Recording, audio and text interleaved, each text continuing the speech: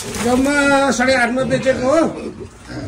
1 महिना मात्रै पुगेको भनेको अब र पनि अब हाम्रो सौजीले लानु भन्छ ल त्यही भएर भिडियो खिच्दैछु। काले समात्यो डमकडा ल 8.5 मा 10 वटा पठाएको हो। जम्मा आजको मितिमा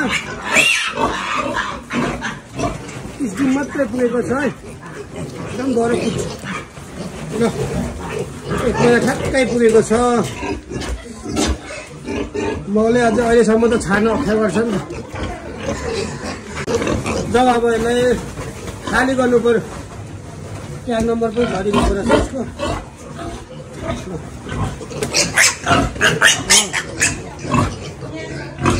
माथि बाहिर गेट बाहिर त्यो रातो गाडीमा हाल्ने गाडीमा दुईटा समायो काले।